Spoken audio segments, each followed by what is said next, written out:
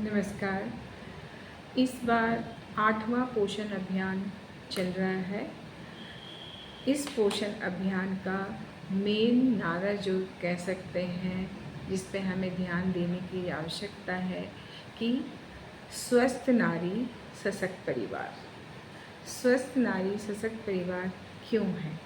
अगर घर में नारी स्वस्थ है तो वो पूरे परिवार की देखभाल कर सकती है, जिससे कि पूरे परिवार का स्वास्थ्य सही रहता है। तो नारी के ऊपर ही डिपेंड करता है कि घर का परिवार का स्वास्थ्य कैसा है। तो हमें अब नारी के स्वास्थ्य के बारे में सबको जागरूक करना है कि नारी का स्वास्थ्य क्यों ज़रूरी है और कैसे इसे हम लोग सुधार सकते हैं। जो मैटरनल मोर्टेलिटी है उसको हम कम कर सकते हैं। मैटरनल मोर्टेलिटी कम होगा तो इन्फेंट मोर्टेलिटी भी कम होगा। दोनों एक दूसरे पर डिपेंडेंट होता है। तो मैटरनल मोर्टेलिटी को कम करने के लिए हमें शुरुआत से ध्यान देने की आवश्यकता होती है।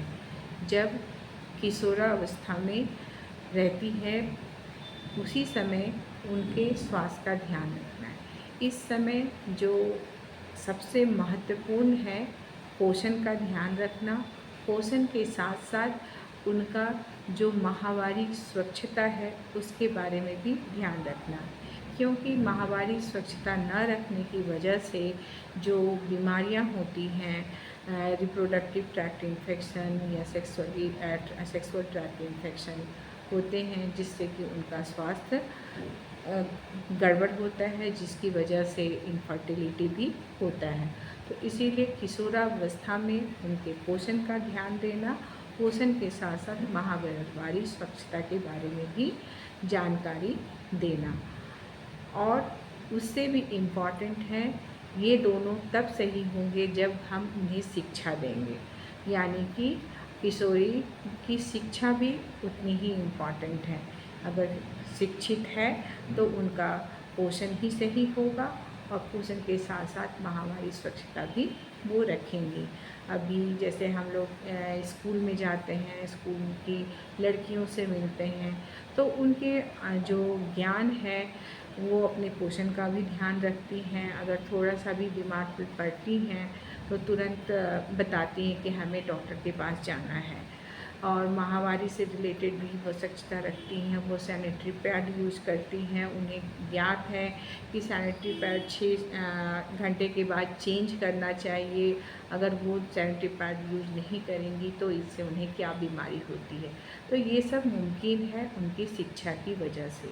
अगर वो किशोरावस्था में शिक्षित होती हैं, अगर ये कंटिन्यूअस हो उनका एजुकेशन दिया जाता है, तो जब वो माँ बनने की उम्र में आती हैं, यानी कि जब उनकी शादी होती है, तो शादी के बाद वो सोचती है कि गर्भ धारण नहीं करना है।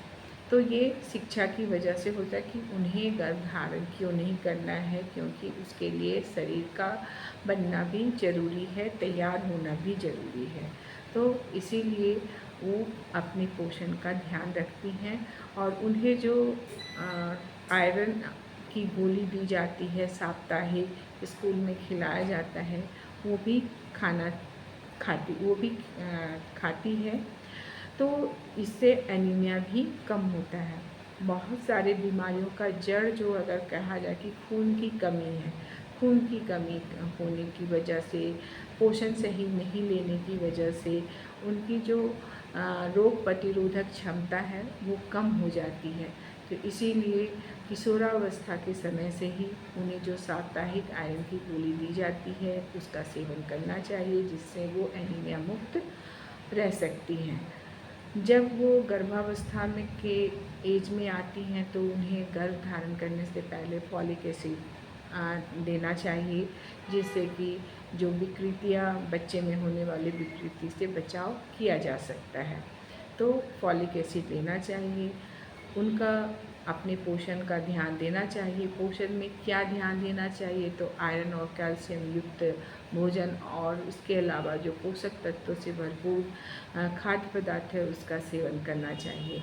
अब पोषक खाद्य पदार्थ किससे उन्हें मिल सकता है, तो जैसे हरे पत्तेदार साग सब्जियां हैं, प्रोटीन है, एनिमल सोर्स जो प्रोटीन के हैं या प्लांट सोर्स प्रोटीन है उसके ज्ञान होनी चाहिए।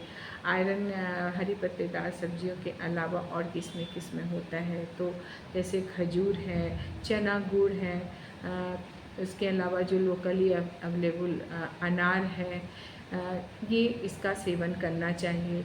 और उसके अलावा जो श्री अन्न कहते हैं, मोटा अनाज, उसका भी सेवन करना चाहिए क्योंकि इसमें पोषक तत्वों से भरपूर होता है। ये उनके शरीर के लिए आवश्यक होता है। तो ये है कि उन्हें ये जानकारी भी होनी चाहिए कि किसमें कौन सा पोषक तत्व कौन से पदार्थ में है, और वो पदार्थ उनके जो आसपास जो खाद्य पदार्थ है उसी से मिलते हैं, इसकी जानकारी होनी चाहिए। जब वो गर्भावस्था के दौरान आती है तो 1000 दिन का इम्पोर्टेंस उन्हें पता होना चाहिए।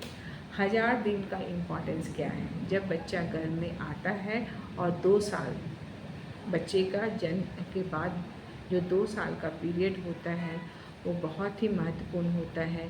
इसी समय बच्चे का मैक्सिमम ग्रोथ एंड डेवलपमेंट होता है। उसके ब्रेन का विकास भी 80% जो है इसी पीरियड में हो जाता है, और इसीलिए उन्हें अपने पोषण का ध्यान देना चाहिए इस ड्यूरेशन में। ये 1000 दिन का महत्व समझना चाहिए कि इस समय अपने पोषण का ध्यान रखना, रेगुलर एंटीनेटल चेकअप कराना। एंटीनेटल चेकअप के दौरान अगर कोई रिस्क पता चलता है तो नज़दीकी स्वास्थ्य केंद्र में सहिया या सेविका की सहायता से जाकर डॉक्टर की निगरानी में रहना। लक्षण पहचाना कि गर्भ के दौरान कौन से लक्षण होंगे कि तुरंत स्वास्थ्य केंद्र जाना है, इसकी भी जानकारी उन्हें होनी चाहिए। और ये जानकारी उन्हें जो आसपास जो सेविका है, सहिया है, वो दे सकती हैं। उसके अलावा घर की जो महिलाएं हैं जो ऑलरेडी अपना प्रसव करवा चुकी हैं, उनका भी बात सुननी चाहिए कि जो अपना प्रसव जाके हॉस्पिटल में कराई हैं, तो अगर हॉस्पिटल में कराती हैं तो उससे उन्हें क्या फ़ायदा होता है ये भी वो बताएंगी। और ये फ़ायदा उन्हें कैसे मिला, उन्हें घर से हॉस्पिटल ले जाने में किसने मदद की, और अगर हॉस्पिटल में डिलीवरी होते हैं तो हमें क्या क्या लाभ मिल सकते हैं। प्रसव के दौरान फ्री दवा, फ्री खाना और फ्री ट्रांसपोर्टेशन, फ्री जांच। माँ का तो होता ही है, बच्चे का भी 1 साल तक ये सारी जांचें, जितनी भी जांच की ज़रूरत होती है, फ्री होते हैं। तो ये जानकारी के अभाव के कारण महिलाएं स्वास्थ्य केंद्र नहीं जा पाती है, अपना प्रसव स्वास्थ्य केंद्र में नहीं करा पाती। तो इसीलिए उन्हें इसकी जानकारी सेविका या सहिया के द्वारा रेगुलर देते रहना चाहिए। खासकर एंटीनेटल चेकअप के दौरान जब एएनएम आती है उसे भी ये बताना चाहिए। तो ये बहुत ही महत्वपूर्ण है 1000 दिन के बारे में बताना कि जन्म के बाद बच्चे का ध्यान कैसे रखना है, उसके पोषण की शुरुआत कैसे करनी है। तो बच्चे का जो पोषण की शुरुआत होती है जन्म के बाद, जो माता का दूध होता है, स्तनपान होता है, कराकर किया जा सकता है। यानी कि जैसे ही बच्चा का जन्म हो, जल्द से जल्द उसे स्तनपान करवाना। इवन कि ओटी टेबल, अगर सिजेरियन भी हुआ है तो ओटी टेबल में उसका स्तनपान जारी करा सकते हैं, क्योंकि इस समय जो बच्चे बहुत एक्टिव होते हैं और उसे जो दिया जाता है वो तुरंत एक्सेप्ट कर लेते हैं और सीख जाते हैं।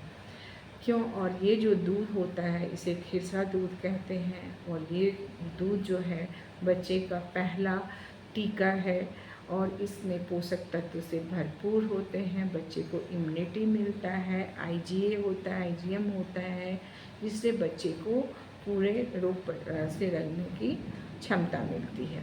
तो इसीलिए माँ का दूध जो है जल्द से जल्द स्टार्ट करना है, क्योंकि बहुत जगह ये भ्रांतियाँ हैं कि उस दूध को नहीं पीना चाहिए, फेंक देते हैं। तो ऐसा नहीं, और दूध के अलावा बच्चे को कुछ भी नहीं देना है।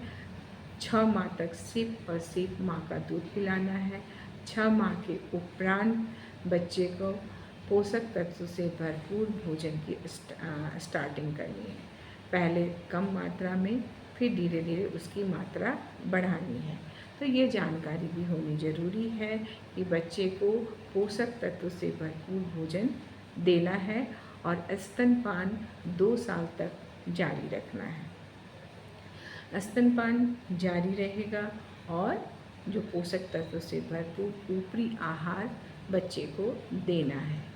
और जो भी खतरे के लक्षण हैं उसकी पहचान माँ को आनी चाहिए।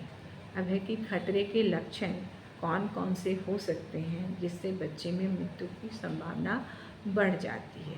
तो पहला तो कुपोषण तो है ही, यानी कम वजन का पैदा होना, प्रीमैच्योर होना, कोई शारीरिक विकृति होना, ये सब खतरे के लक्षण हैं।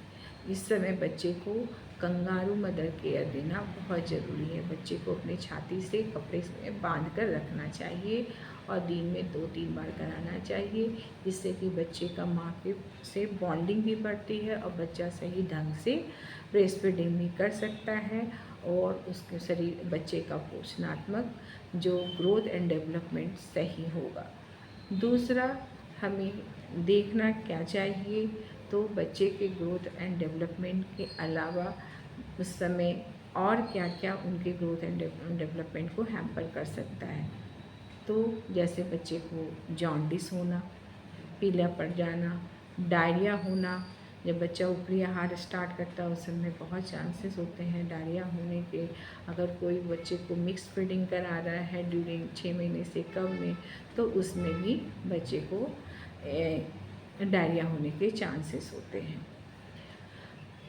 अब है कि बच्चे का स्वास्थ्य, खतरे के लक्षण आपने पहचान लिए। अगर बच्चे का शरीर ठंडा हो रहा है तभी भी खतरे के लक्षण है, और बॉडी का टेम्परेचर बढ़ रहा है तभी भी खतरे के लक्षण है। तो खतरे के लक्षण जैसे ही आए तुरंत स्वास्थ्य केंद्र बच्चे को लेके जाए। स्वास्थ्य केंद्र में जो बच्चे को दिखाना है, अगर उन्हें जो सलाह दी जाती है कि एडमिट करना है तो उसे एडमिट करना चाहिए। कभी कभी होता है कि माँ को घर में और बच्चे भी होते हैं, बहुत सारे घरेलू कामकाज होते हैं, तो वो गंभीरता को नहीं समझती है, इसीलिए उन्हें गंभीरता को समझना ज़रूरी है। तो ये थी बातें, खतरे के लक्षण की पहचान करना। दूसरा और क्या हो सकता है, देखभाल। जो बच्चा 5 साल से छोटे बच्चे होते हैं उसे देखभाल की अति आवश्यक होते हैं। इस समय एक्सीडेंट के चांसेस भी होते हैं, तो इसीलिए बच्चे को हर समय ध्यान देना चाहिए। बच्चे मिट्टी में खेल रहे हैं तो साफ़ सफाई की भी ज़रूरत होती है, उसकी स्वच्छता का भी ध्यान देना होता है। तो इसीलिए बच्चे की देख रेख माँ ही नहीं, उसके हस्बैंड को भी करने चाहिए, पति को भी, और परिवार के अन्य सदस्यजनों को भी मिलकर बच्चे का देख रेख करना है। तो इस तरह से माता का जो नारी है उसको अपने स्वास्थ्य का तो ध्यान देना ही है और बच्चे का भी ध्यान देना है। परिवार में अगर माँ स्वस्थ है तो अगर कोई परिवार में बीमार होता है तो उसकी भी माँ ख्याल रखती है। अब है ये तो बात हुई कि गर्भावस्था के दौरान बच्चे का जो जन्म के बाद से लेकर 2 साल 1000 दिन किशोरी स्वास्थ्य के बारे में बात हो गई। अब है कि उसके अलावा जो गर्भवती महिला है या लैक्टेटिंग मदर है, उसके अलावा और किन समय माँ जो नारी है उसके स्वास्थ्य का ध्यान देना चाहिए। तो उसके स्वास्थ्य के ध्यान के लिए रेगुलर हेल्थ चेकअप कराते रहना चाहिए स्वास्थ्य केंद्र में, जिससे कि हमें आयुष्मान आरोग्य मंदिर कहते हैं, वहाँ पे उनके स्वास्थ्य की जांच रेगुलर की जाती है। तो इसीलिए जो महिलाएं हैं उनको रेगुलर अपने स्वास्थ्य जांच कराते रहना चाहिए। अभी जैसे कि इन्फेक्शस डिजीज़ से ज़्यादा नॉन कम्युनिकेबल डिजीज़ हो रहे हैं, इसकी पहचान अगर हम जल्दी कर लेते हैं तो ठीक होने की संभावना ज़्यादा होती है। अगर हम देर से पहचान करते हैं तो हम जो कॉम्प्लिकेशन है वो बढ़ जाते हैं। तो इसीलिए अर्ली स्क्रीनिंग भी बहुत ज़रूरी है और रेगुलर स्वास्थ्य जांच भी महिलाओं का कराते रहना चाहिए। इसमें हम सब की भागीदारी है, हमारे परिवारजनों का, हमारे जो समुदाय के लोग हैं उनका, हमारे जो स्वास्थ्य प्रदाता हैं उनका, जो हमारे कम्युनिटी लीडर्स हैं उन सब का एक जॉइंट हैंड्स होने चाहिए कि नारी के स्वास्थ्य का ध्यान कैसे रखा जाए, उसका अवेयरनेस सबको कैसे किया जाए, ये बहुत ज़रूरी है। क्योंकि जो महिलाएं होते हैं वो सबसे ज़्यादा नेग्लेक्टेड होती हैं अपने स्वास्थ्य को लेकर, तो उन्हें सबसे पहले सशक्त बनाएं कि वो खुद सशक्त रहे और तभी वो अपने परिवार को सशक्त कर सकती हैं। तो ये थी बातें स्वस्थ नारी सशक्त परिवार अभियान के बारे में। धन्यवाद।